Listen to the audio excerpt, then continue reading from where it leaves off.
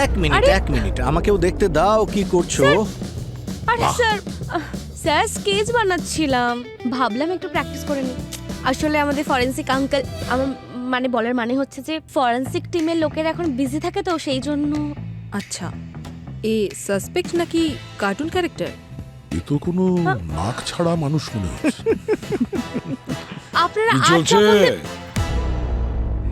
ওর art sir. আচ্ছা, কোথায় দেখি আর্ট?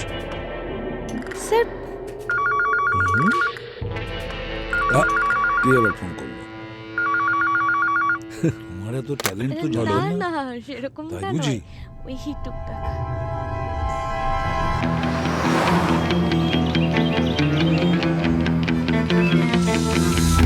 স্যার, ভিকটিমের নাম ধীরেন।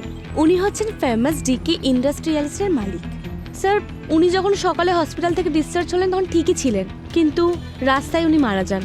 কাল রাত্রে 50 বছরের জন্মদিন সেলিব্রেট করে হসপিটালে ভর্তি হয়েছেন।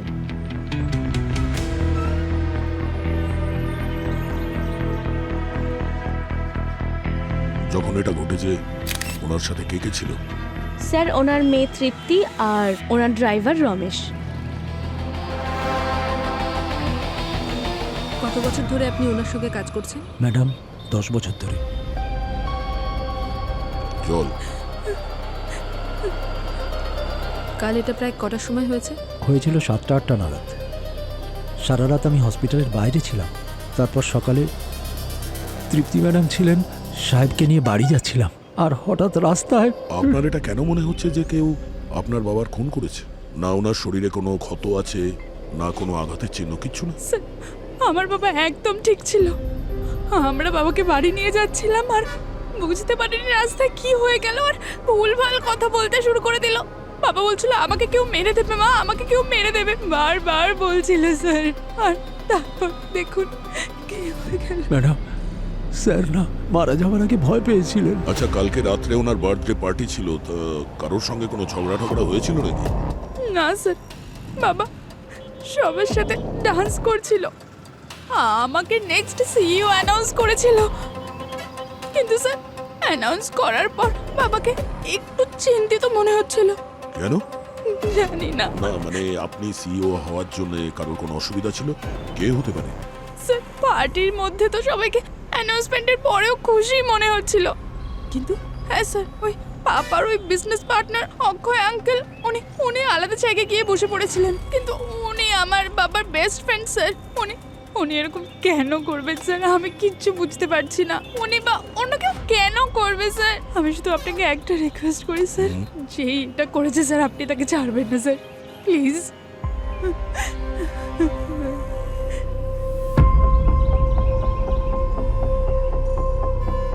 স্যার, আমি এই ধীরেনের কল রেকর্ড বের করছি। এই অক্ষয়ের সঙ্গেও দেখা করতে হবে। রোডের আশপাশে সমস্ত ফুটেজ চেক করেছি, কিন্তু কোথাও কিচ্ছু পাইনি। দেখা যাক এখানে। Hello sir. হ্যালো ম্যাম, স্যারের রুম এইদিকে। আরে আপনি আমাদেরকে জিজ্ঞেস করবেন না আমরা কে? স্যার, আজ আমি পুরো রেডি হয়ে এসেছি, আমরা সিআইটি থেকে। ম্যাম, আপনারা অনেক ফেমাস হয়ে গেছেন, অনেস্টলি বিগ ফ্যান। আপনি আপনি আমার fan? Thank you so much স্যারের। Thank you.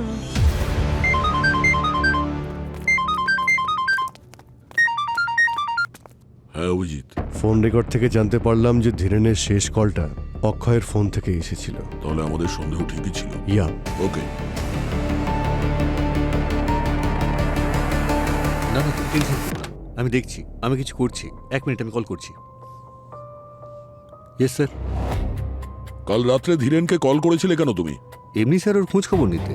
স্যার, যখন জানতে পারলাম যে ধীরেন ঘরে অজ্ঞান হয়ে গেছে, তাই ওর খোঁজ খবর নিতে আমি ফোন করেছিলাম ওকে।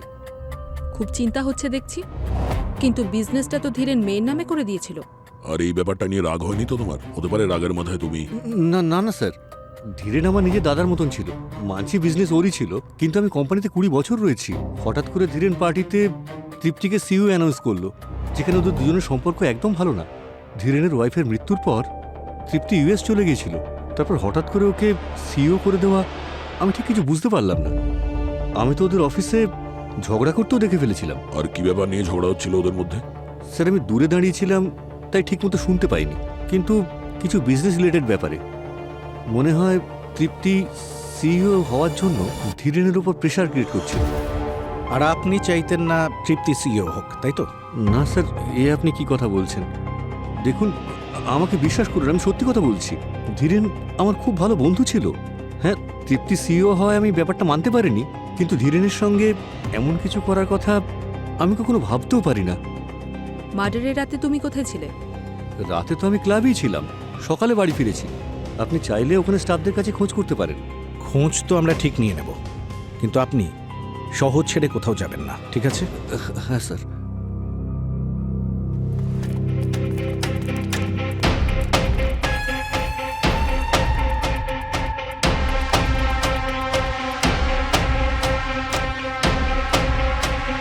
তোল ফোনটা, তোল।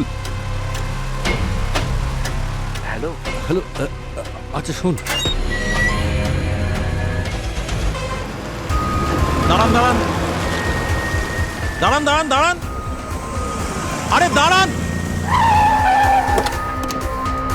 দাঁড়ান দাঁড়ান, আপনারা ভেতরে যেতে পারবেন না? কেন যেতে পারি না? আগে আমাকে ভেতরে জিজ্ঞাসা করতে হবে। আরে থামুন স্যার, আরে আমি বললাম না আপনারা ভেতরে তুমি যেতে নিজের পারেন কাজ না। করো আর আমাদেরকে আমাদের কাজ করতে দাও। আরে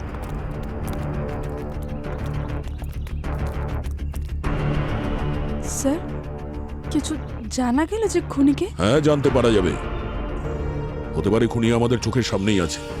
আপনি আমাদের এটা বলেননি যে আপনার সাথে ধীরেনের অফিসে ঝগড়াঝাটি হয়েছিল? কি নিয়ে হয়েছিল ঝগড়াটা? মুখ বন্ধ করে রেখে লাভ নেই, মুখ খুলতে হবে। অক্ষয় আমাদের সবকিছু বলে দিয়েছে।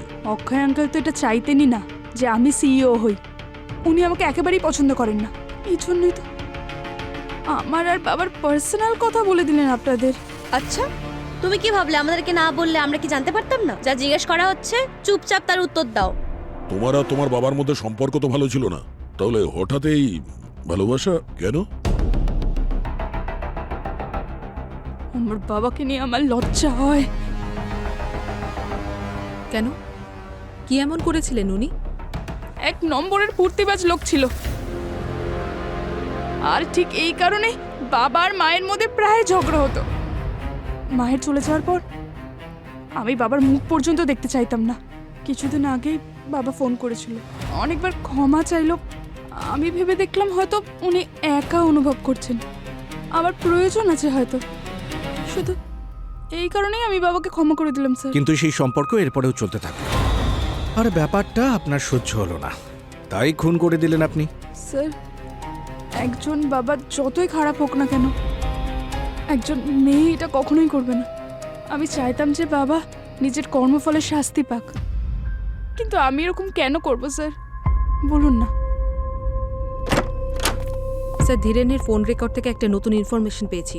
ও মারা যাওয়ার ঠিক আগে একটা অদ্ভুত মেসেজ পেয়েছিল। কি মেসেজ ছিল? শুধু একটা ওয়ার্ড, সরি। শুধু সরি? Yes sir. মৃত্যুর আগে ধীরেনকে কেউ সরি মেসেজ পাঠিয়েছে, তার মানে হলো হতে পারে যে মেসেজ পাঠিয়েছে সে ধীরেনের মার্ডারের ব্যাপারে জানতো, তাই সে ওর কাছে ক্ষমা চাইছিল। কিংবা এটাও হতে পারে যে ওকে মেসেজটা পাঠিয়েছিল সেই খুনি। জানতে পেরেছো কে এই মেসেজ পাঠিয়েছে? স্যার, বার্নার ফোন থেকে মেসেজ এসেছিল, এখনো পর্যন্ত ট্রেস করা যায়নি। ঠিক আছে, ডিজিটাল ফরেন্সিক টিমকে পাঠিয়ে দাও এটা। এই মেসেজ যেটা আছে এর সঙ্গে খুনির কোনো না কোনো সম্পর্ক আছে। সালুখে, ধীরেনের লাশ কিছু বললো? বলবে বলবে, তার আগে তোমরা দেখো এটা। এই যে কি আছে এটা? এর মাথায় আঘাতটা দেখো।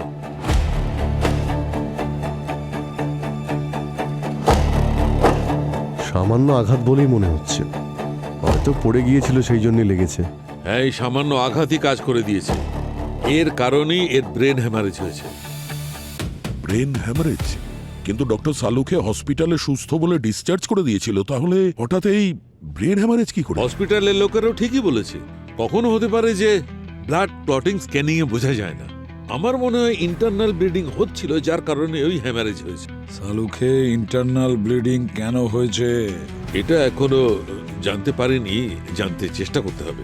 আপনি বললেন তো এটা ছোট আঘাতেও হতে পারে। হুম। তো যখন এনাকে বাড়িতে পাওয়া যায় উনি তখন অজ্ঞান ছিলেন, মানে যখন ওনাকে হাসপাতালে নিয়ে যাওয়া হয় হয়তো ইন্টারনাল ব্লিডিং এর জন্যই উনি অজ্ঞান হয়েছিলেন। হতে পারে। আর কে জানে এই আঘাতটা ওনার নিজের জন্যই লেগেছিল নাকি কেউ ইচ্ছে করে দিয়েছে। যদি কেউ আঘাত করে থাকে তাহলে সেটা কে করেছে? স্যার, ধীরেন বাবুর সঙ্গে যা কিছু হয়েছে ওটা ওই পার্টিতেই হয়েছে। এক্স্যাক্টলি। খোঁজ নিয়ে দেখতে হবে ওই পার্টিতে কে কে ছিল, কি হয়েছিল ওই পার্টিতে।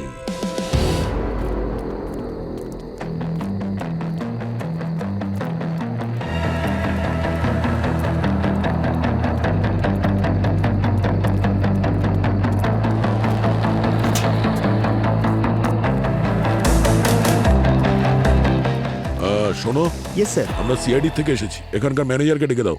আচ্ছা স্যার। সুরেন্দ্র স্যার, বলো। সিআইডির লোকেরা আপনার সাথে দেখা করতে এসেছে। হ্যাঁ স্যার, বলুন। ধীরেনের পার্টিতে যতগুলো লোক ছিল তোমার স্টাফের মধ্যে, সার্ভিস স্টাফের মধ্যে, ক্লিনিং ওয়েটার, ওদের সবাইকে এখানে ডাকো। ওকে স্যার, যাও গে ডাকো সবাই। ঠিক আছে স্যার। কৃতিকা, হ্যাঁ, স্যার। এখানে যে সমস্ত সিসিটিভি ক্যামেরা আছে এদের ফুটেজ চেক করো। সার্ভার রুম কোথায়? ওই লাস্ট রুম, তার পাশে।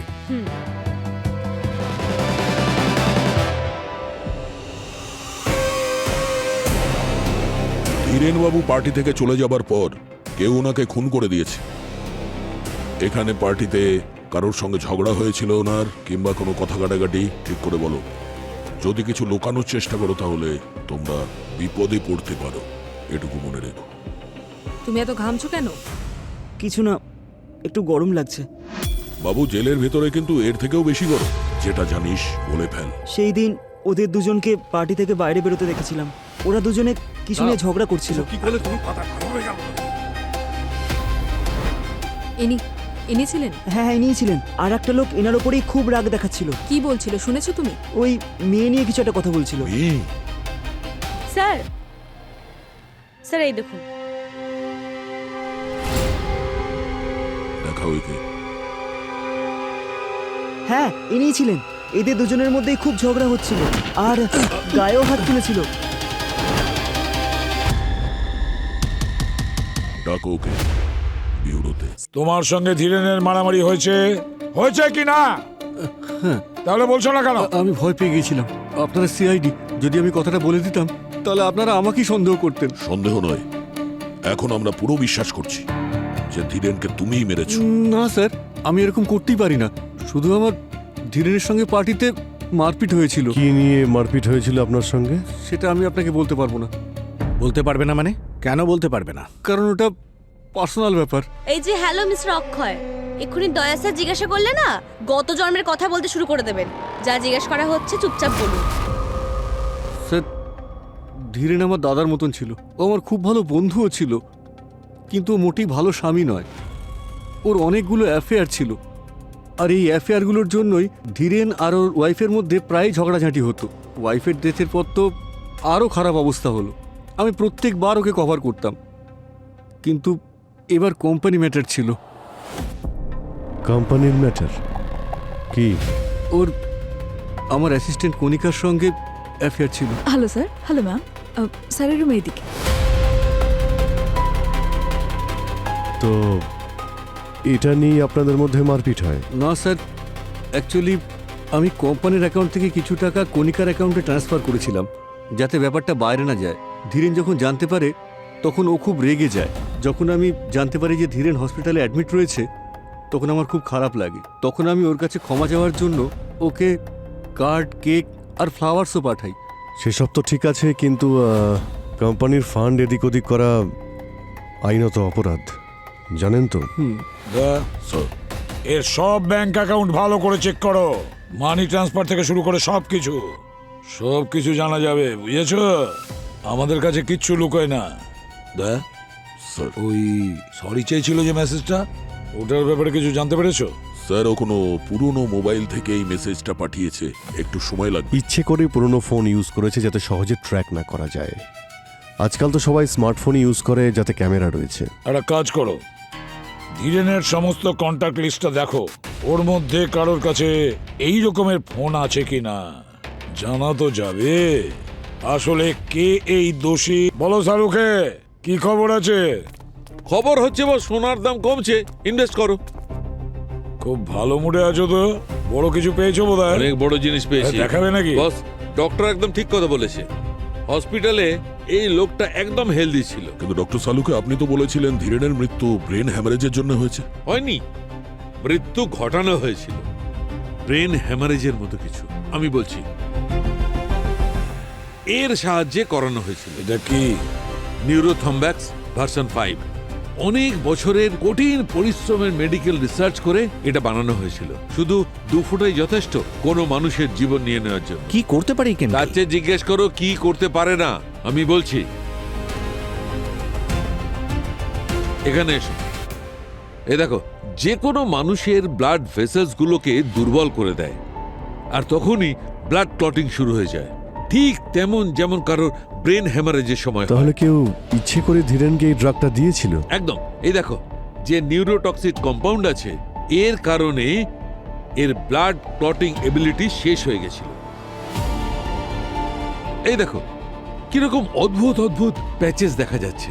বস, আমারও প্রথমে তাই মনে হয়েছিল হয়তো এর ব্রেন হ্যামারেজ হয়েছে। তার মানে স্যার এই ড্রাগটা খুব সহজেই কাউকে দিয়ে দেওয়া যায়? সচিন, এটা তোর আসল বৈশিষ্ট্য। না এর কোনো স্মেল হয়, না এর কোনো কালার হয়, না আর কোনো টেস্ট হয়। খুব সহজে কোনো জিনিসে ডিজলভ হয়ে যায়। আর কোনো কালারও দেখা যায় না। একদম নয়। এই দেখো,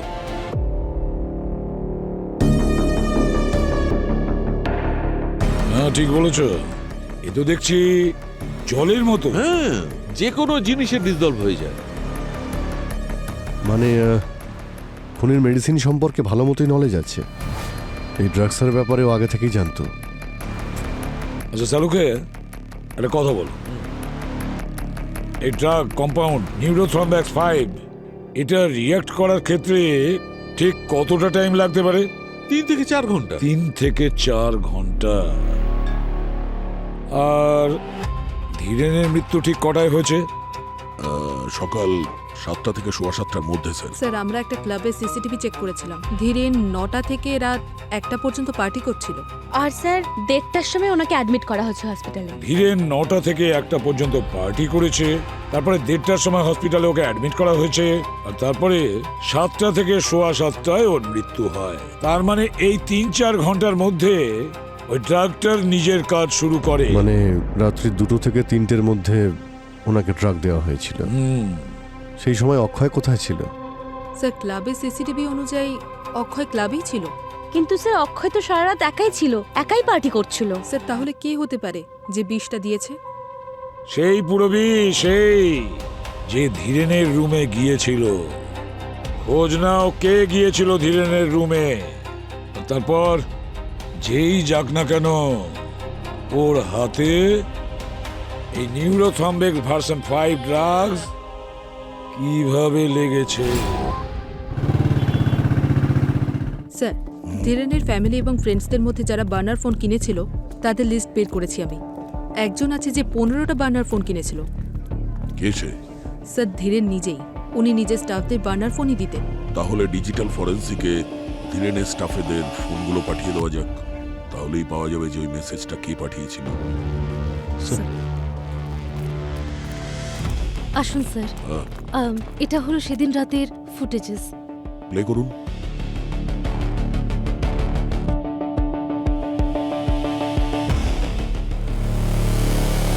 এক মিনিট, এটা পজ করুন। এটা তো কোনো মহিলা। আর একটু জুম করা যেতে পারে? Yes sir. কণিকা।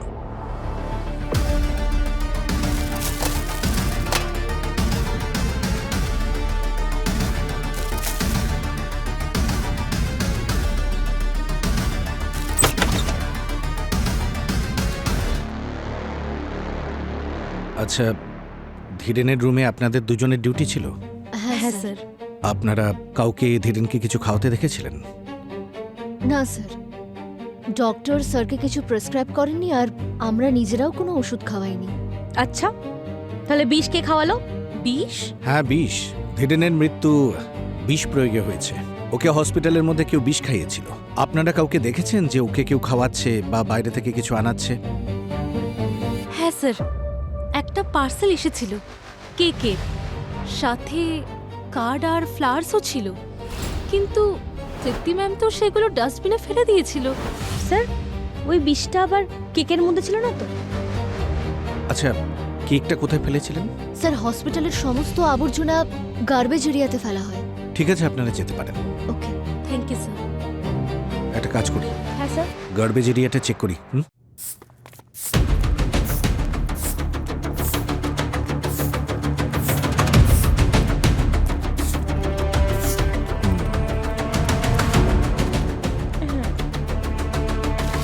ছি স্যার, কি গন্ধ বেরোচ্ছে। নোংরা হলে তো একটু গন্ধ আসবেই। স্যার কিন্তু আমার কাছে একটা সলিউশন আছে। আরে কি করছো? স্যার আমি পারফিউম নিয়ে এসেছি বাড়ি থেকে। আমি জানতাম আজকে নোংরায় আসতে হবে, আর এমনিতেও আর পুরো পৃথিবীতে না এই সিআইডিদের জন্য কেউ ভাবে না। ইন্টারেস্টিং।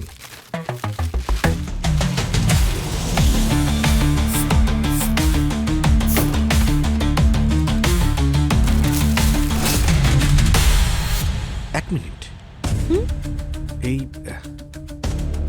ধীরেনের রুম নাম্বার 417 ছিল না? হ্যাঁ স্যার।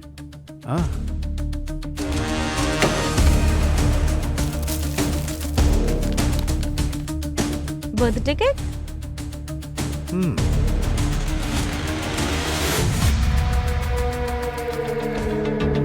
একটা কাজ করি, এটা ফরেন্সিকে নিয়ে যাই।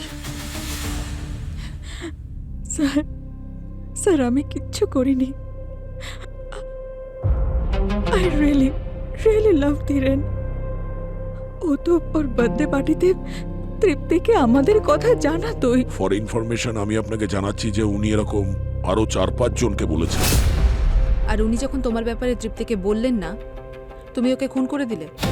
না, আপনি এরকম কেন বলছেন? কি করছিলে তুমি ওই ঘরে? আমি শুধু দেখা করতে গিয়েছিলাম। অক্ষয় স্যার টাকা দিয়েছিলেন আমাদের অ্যাফেয়ার লুকোনোর জন্য। ওই টাকা আমি ফিরিয়েও দিয়েছিলাম। স্যার আমি কিচ্ছু করিনি স্যার, আমি সত্যি কিচ্ছু করিনি। ডক্টর সালুকি। হ্যাঁ স্যার। হ্যাঁ দয়া, অভিনন্দন। কি কারণে ডক্টর? আরে ভাই, বিষটা পাওয়ার আনন্দে তোমরা যে কেকটা পাঠিয়েছিলেন না, বস বিষ ওই কেকে ছিল না।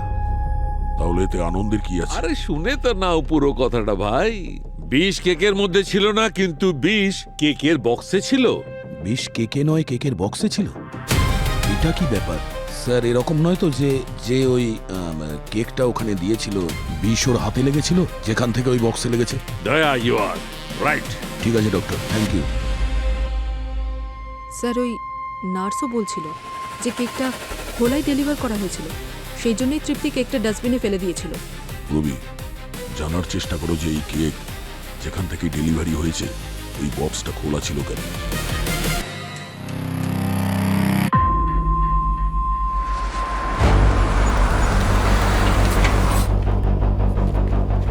স্যার বেকারি থেকে কনফার্ম করেছে যে ওরা কেকটা প্যাক করেই দিয়েছিল। ওরা কিচেনের ফুটেজও পাঠিয়েছে। তার মানে যা কিছু হয়েছে ওই ডেলিভারি বয়ই করেছে বক্সের ওপর। আচ্ছা, বেকারি থেকে ওর অ্যাড্রেসটা এখানেই বলেছিল না? হ্যাঁ স্যার।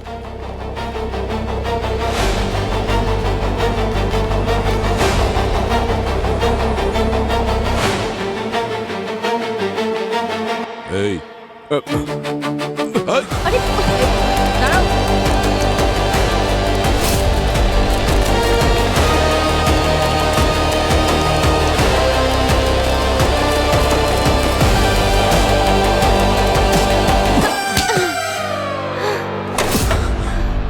তোর কি মনে হয় কেকের বক্সে বিষ লাগিয়ে তুই পালিয়ে যাবি? স্যার আমি তো খালি কেক ডেলিভারি করেছি স্যার। আচ্ছা, কেকের মধ্যে বিষ ছিল যেটা তুই মিশিয়েছিস। বিষ? স্যার আমি বিষ মেশাইনি স্যার। তাহলে পালালি কেন?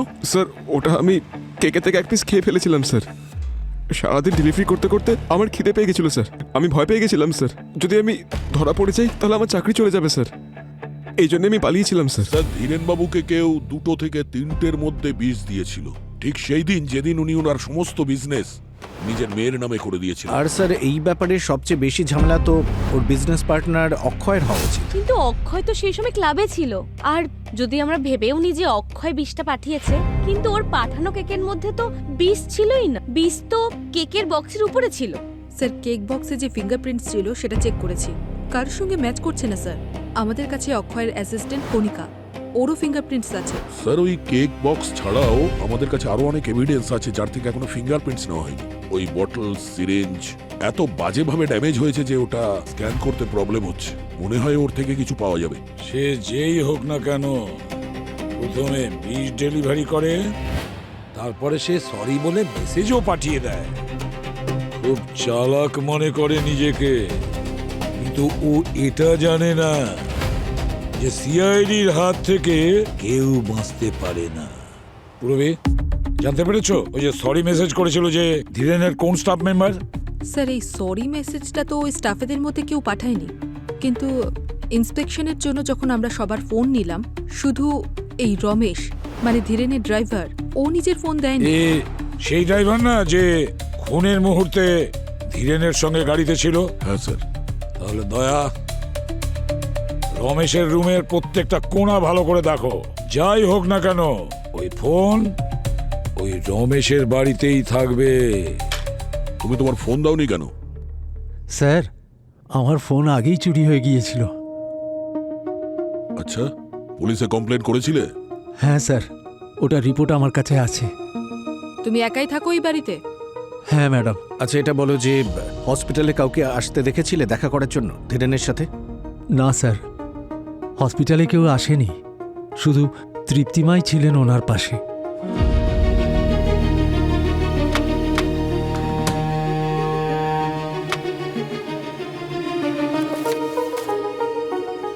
স্যার,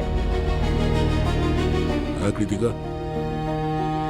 স্যার এই দেখুন এক্স রে আর এই মেডিকেল রিপোর্ট।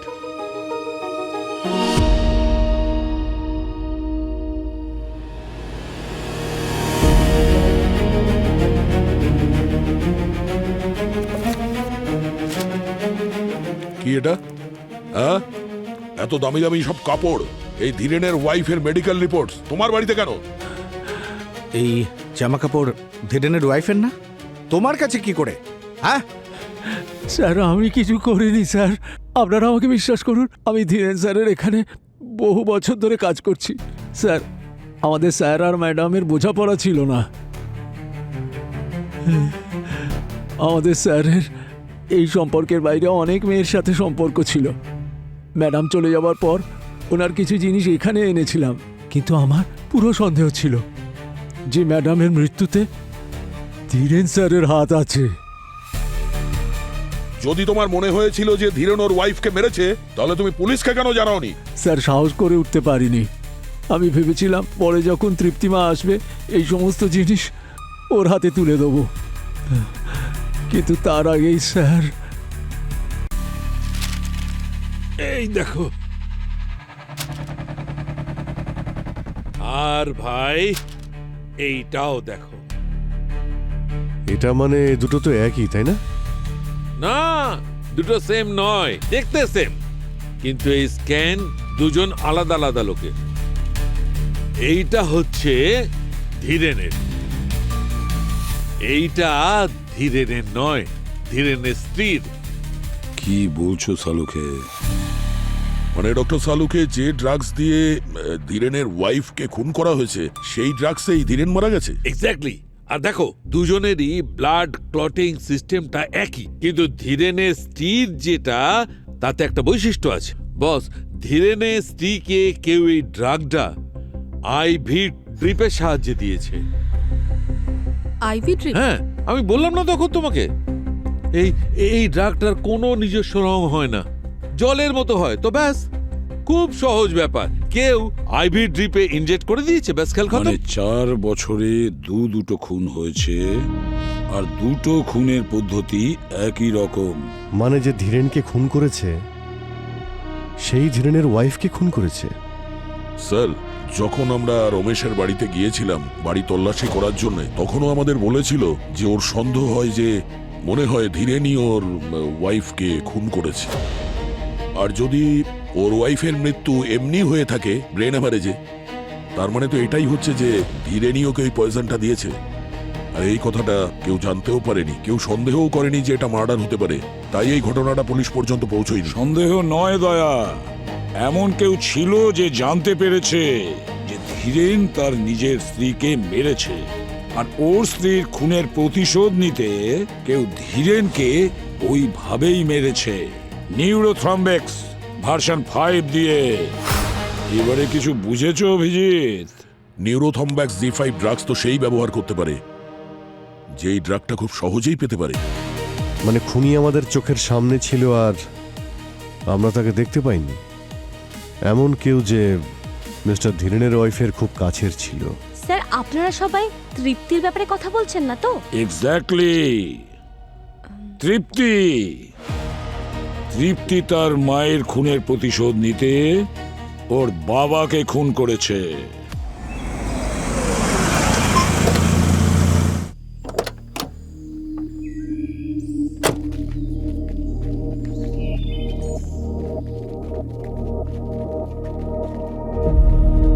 তৃপ্তি, তৃপ্তি, কোথায় তুমি? তৃপ্তি,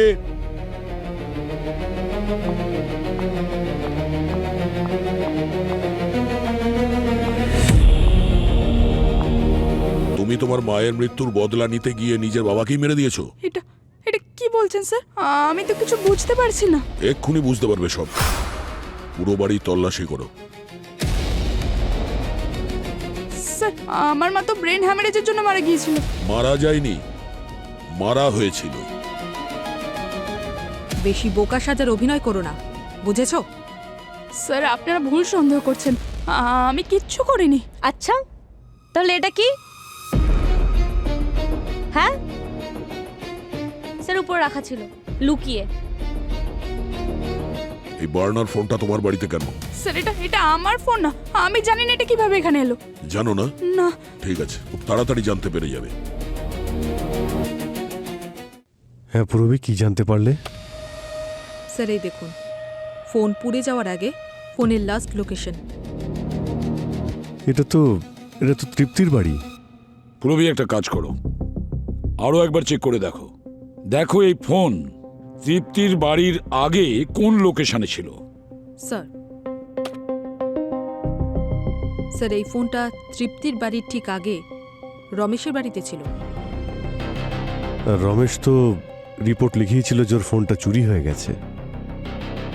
আচ্ছা, এই লোকেশনটা কবেকার? ডেটটা দেখো। 27শে অক্টোবর। আর রমেশ ফোন চুরি হওয়ার কমপ্লেন কবে লিখিয়েছিল? স্যার 26শে। 26শে অক্টোবর ফোন চুরি করার কমপ্লেন জানিয়েছিল রমেশ, কিন্তু 27 তারিখ ঠিক তার পরের দিন ওই ফোন ওর বাড়িতে শো করছে।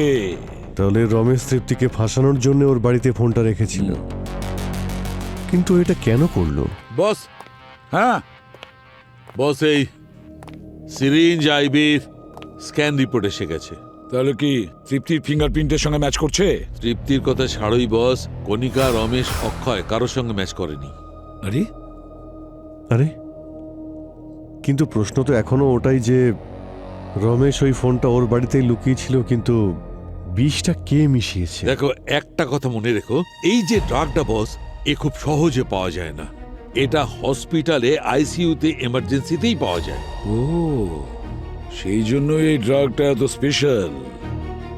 তাহলে এই ড্রাগ হসপিটালে কাজ করার লোকের কাছেই পাওয়া যেতে পারে। আর ওই হসপিটালে যে কাজ করছে সে এই ড্রাগ নিউরোথ্রম্বেক্স V5 হসপিটালের স্টোরেজ রুম থেকেই চুরি করেছে।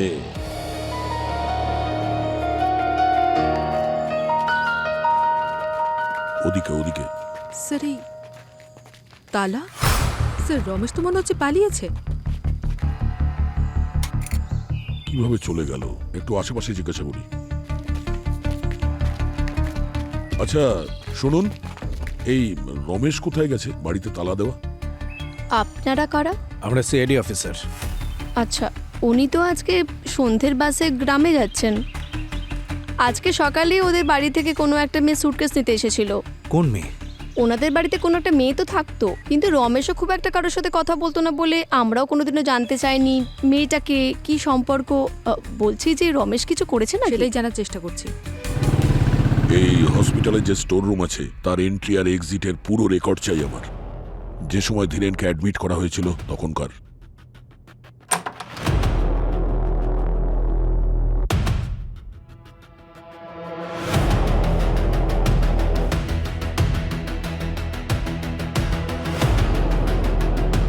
এটা তো সেই নার্স যে সেদিন ধীরেনের ঘরে ডিউটিতে ছিল।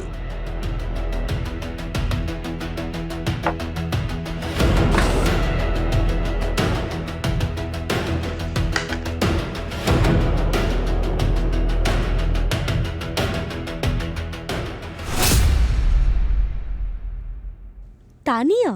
স্যার হসপিটালের সমস্ত আবর্জনা গার্বেজ এরিয়াতে ফেলা হয়। ঠিক আছে, আপনারা যেতে পারেন। স্যার, স্যার এটা স্টোরেজ ইউনিটে তানিয়ার আই কার্ডটা পেয়েছে। তানিয়ার আই কার্ড স্টোর রুমে?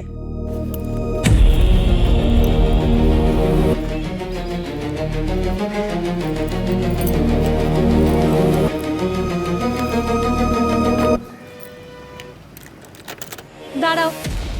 আরে এ কি অসভ্যতা, চাবি দিন। তোমার হসপিটালের অ্যাক্সেস কার্ড কোথায় তানিয়া? স্যার ওটা কোথাও হারিয়ে গিয়েছিল। হারিয়ে গেছিল নাকি স্টোর রুম থেকে ড্রাগস চুরি করার সময় ভুল করে ওখানে পড়ে গেছিল? স্যার আপনি কি বলছেন আমি কিচ্ছু বুঝতে পারছি না। কিন্তু আমরা তো সবই বুঝতে পারছি। কেন মেরেছো তুমি ধীরেনকে? আমি কেন মারবো ধীরেনকে? আর ওকে মেরে আমারই বা কি হবে? ওটা তো আমরা জানতে পেরেই যাব। স্যার, হ্যাঁ স্যার সারুকে স্যারের রিপোর্ট এসে গেছে। আর এই রিপোর্ট অনুযায়ী তানিয়ার কার্ডে তানিয়ার ফিঙ্গারপ্রিন্ট ছাড়াও আরেকটা ফিঙ্গারপ্রিন্ট আছে। আর এই দ্বিতীয় ফিঙ্গারপ্রিন্ট এটা কার? এটা সেই ফিঙ্গারপ্রিন্ট যেটা রমেশের বাড়ি থেকে রমেশের জিনিসপত্রে পাওয়া গেছে। হ্যাঁ, কিন্তু পুরবী ম্যাম, আরেকজনের যে ফিঙ্গারপ্রিন্ট সেটা কার? এটা তো এখন রমেশই বলবে, যার বাড়িতে রাখা জিনিসের ওপর আমরা ওই ফিঙ্গারপ্রিন্টটা পেয়েছিলাম।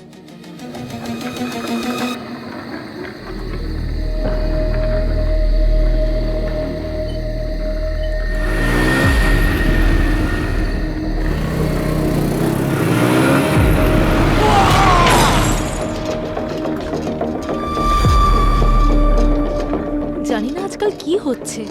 এই কিছুদিন আগে এর মালিক ধীরেনের মৃত্যু হলো, আর এখন ড্রাইভার রমেশের।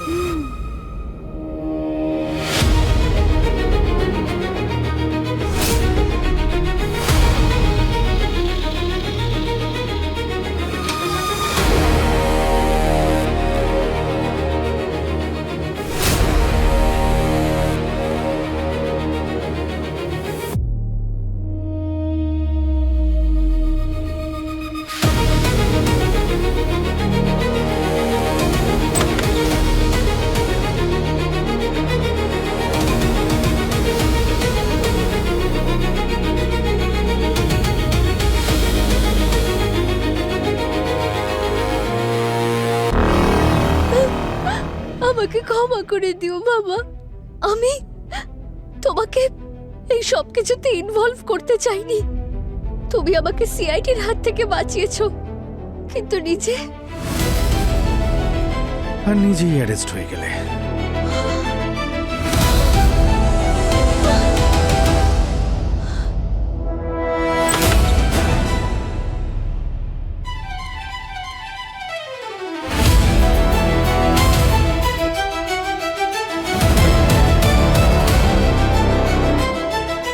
তুমি তানিয়ার আই কার্ডটা নিয়ে হসপিটাল থেকে ড্রাগস চুরি করেছো, আর তারপর লুকিয়ে সেটা ধীরেনের আইভিতে মিশিয়ে দিয়েছো, যে তোমার আসল বাবা ছিল। আর রমেশ তোমার সরি মেসেজ লুকোনোর জন্য প্রমাণটাও তৃপ্তির বাড়িতে লুকিয়ে রাখলো।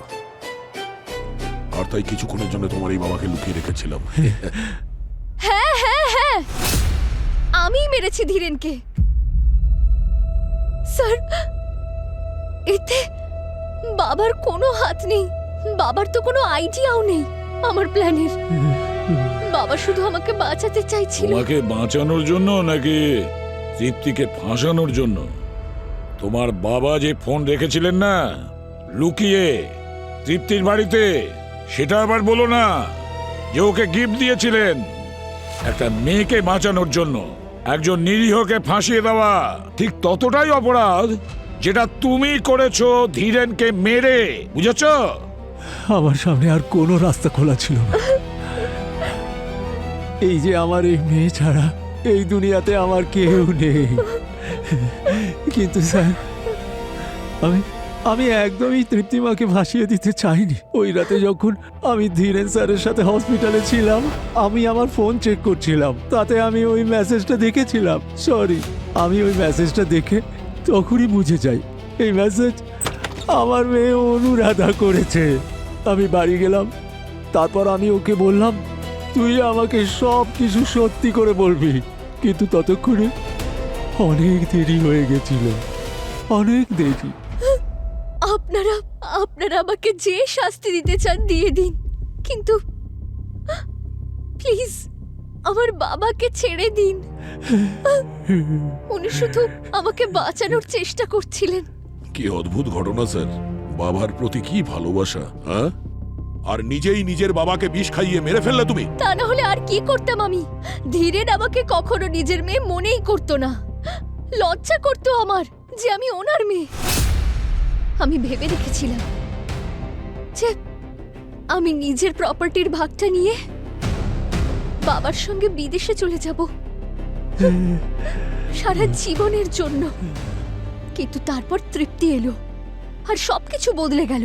তৃপ্তিকে রাস্তা থেকে সরানোর জন্য তোমরা অনেক চেষ্টা করেছিলে, তবে ওর ভাগ্য ভালো ছিল, তাই বেঁচে গেছে। স্যার, যদি আমি তৃপ্তিকে মারতাম তাহলে আমি কিছু পেতাম না। ধীরেনের স্ত্রী মারা যাওয়ার পর আমার সন্দেহ হলো এটা কোনো সাধারণ হ্যামারেজ নয়। আমি রিসার্চ করলাম আর আমি জানতে পারলাম যে ধীরেনই নিজের ওয়াইফকে খুন করেছে। এই বিষয়টা নিয়ে আমি ওকে ব্ল্যাকমেল করতে শুরু করলাম। ভয় পেয়ে ও নিজের উইলে আমার নামও লিখেছিল আর আমাকে প্রমিস করেছিল যে নিজের 50তম জন্মদিনে ও আমাকে নিজের কোম্পানির সিইও বানাবে। ও সব ভুলে গেল, সব ভুলে গেল। তখনই আমার ইচ্ছে হলো ওই পথের কাঁটা তৃপ্তিকে মেরে ফেলি।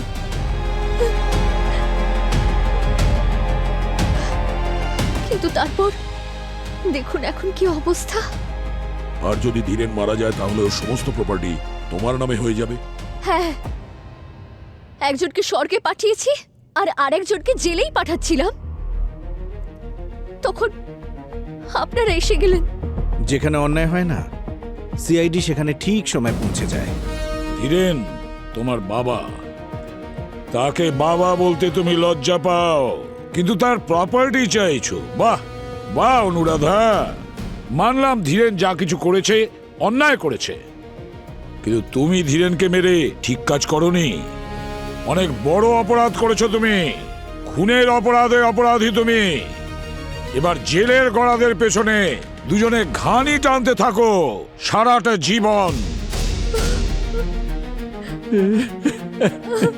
নিয়ে যাও এদের। চলো চলো।